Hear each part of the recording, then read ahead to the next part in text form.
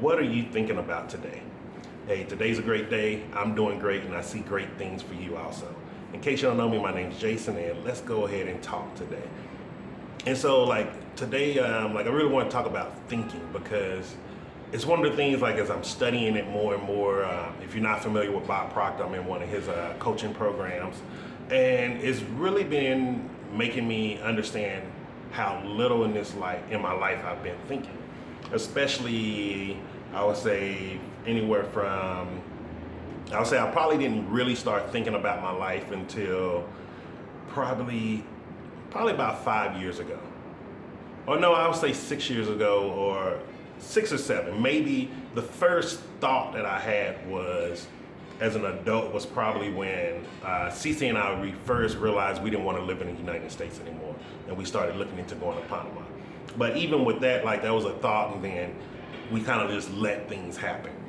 I wasn't aware of what I was doing. And the reason why I asked this is because, and I wanted to talk about this, is because a lot of times we do not think about the things that we really want for our lives. We think and focus on the things that we don't want. And I've been guilty of it, especially these past 7 months with the passing of Cece. So the whole time one of the reasons why I left the U.S. real fast is because it was just depressing me. I was good in Washington State, but even there, I didn't want to be a burden to the people that I was staying with there. Being in Texas, even being in Las Vegas, just going to different places, trying different vegan foods and vegan restaurants, it was depressing me. I was just going through a very deep depression. I could feel it. And it was a feeling that I know I don't like because I've been through depressive states before, and I don't ever want to experience that again. I like being happy. It's a way better feeling, trust me. And so then I went back to Colombia. And then going back to Colombia, it was just memories of Cece.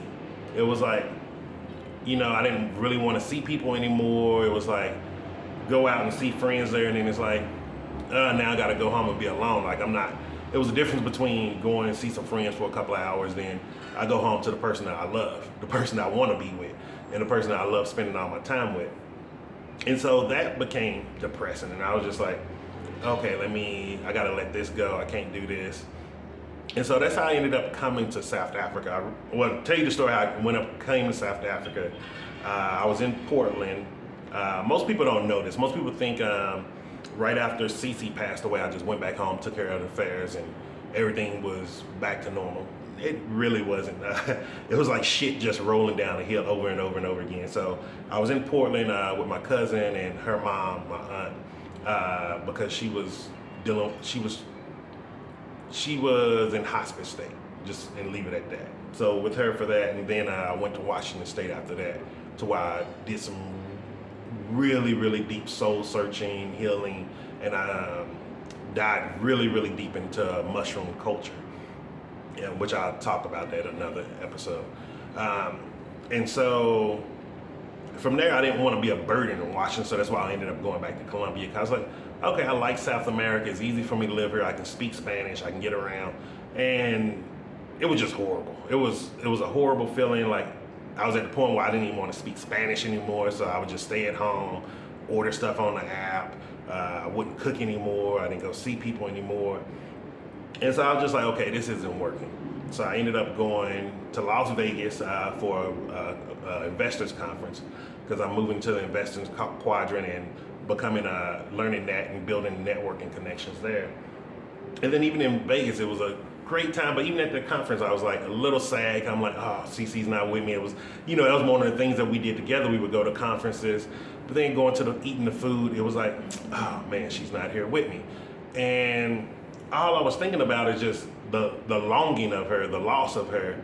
And so it was just making me more and more depressed. So, oh shit, that's why I was talking about Portland too. So when I was in Portland, I went for a walk one day, which if you've never been to Portland, Oregon, I recommend going if you're in the U.S. Beautiful area.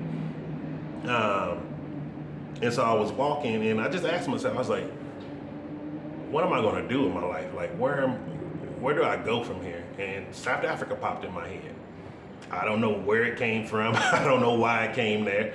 I do kind of know why now, looking back at things. But South Africa popped in my head, and so I bought a one-way ticket here. And that's how I ended up coming to South Africa. But even here, when I first got here, I was kind of depressed. I was, oh, I'm doing this, doing that. I'm eating at these places. I'm like, oh man, CC would love this. And then as I was doing, and this is just the last couple of weeks actually, I changed the way I was thinking a lot better. I started doing a lot of the studying and stuff about making a decision, thinking, how to think properly, how we think wrong. And I realized I was thinking always of CC from a place of loss. And it was missing, longing. And I was like, okay, what if I start changing when I have these images, these thoughts of her? It's of happiness. Maybe it's her where she's at telling me like, man, I'm proud of you. Like, hey, I'm here with you, homie. And I started changing that, and it started really changing the way I was seeing things around me. Some things are better, some things are not. So what I mean by that is like the dating culture, I'm not doing too well there. Like there's only one CC. Like I did come to the conclusion that I don't want to be married ever again. I had my great marriage. I had the person I wanted to be with.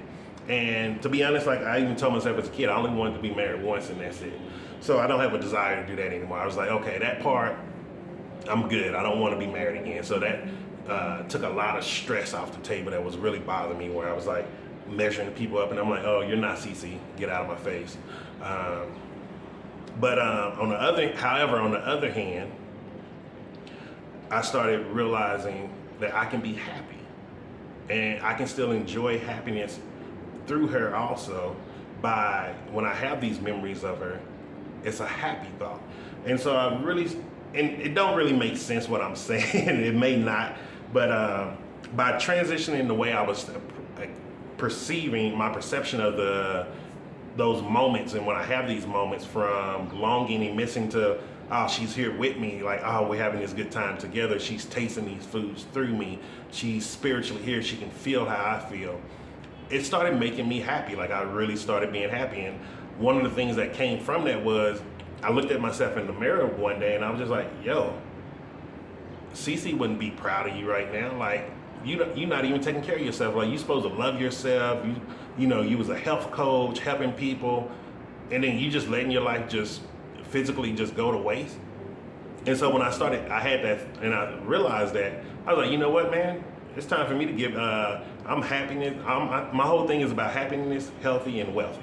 And so I was like, I'm finna start back drinking my green smoothies. So I started back doing these, and if you've been following me for a while, you know, when I was doing these hard, I just started shredding, and I was getting small every day. And the reason being is I was hyper-nourishing. If you don't know what that is, I suggest looking up Dr. Brooke Goldner on the internet, or you can just search Goodbye Lupus. This is where I actually got the recipe from. She's an amazing plant-based doctor, and she's been helping lots of people, especially if you're dealing with autoimmune issues, which I don't have that issue. And so like for me, I use it just to help with losing weight and things like that. And so like, just from changing that perception of how I was perceiving Cece when I have these memories of her, it really started helping my life. And not only that, it started helping other things in my life. I was making better decisions. I was thinking clearer now. In the midst of all that depression and stuff, like I wasn't thinking clear. I wasn't on top of my game business-wise. I wasn't top of my game health-wise, as you can see. And so really like think about like, whatever one thing that you're going through right now, just focus on one thing. Like, don't try to tackle every problem in your life right now. Just try to focus on the one thing and like really think about it. If you look at it from a different perception, like how could that probably change your life or change the way you're dealing with that issue? Like for me to go from dealing with the passing of my wife from I'm depressed every day, I just don't know what to do, to I'm happy, I'm living life. I'm living in a really nice bachelor flat. I'm on the 17th floor, beautiful view of the city. Like all of these, it's just a different perspective, and I'm more grateful for the things that are around me. And I'm seeing more blessings come my way, and you can also. And so just remember, hey, today's a great day. I'm doing great things, and I see you doing great things also. And I will see you again next day.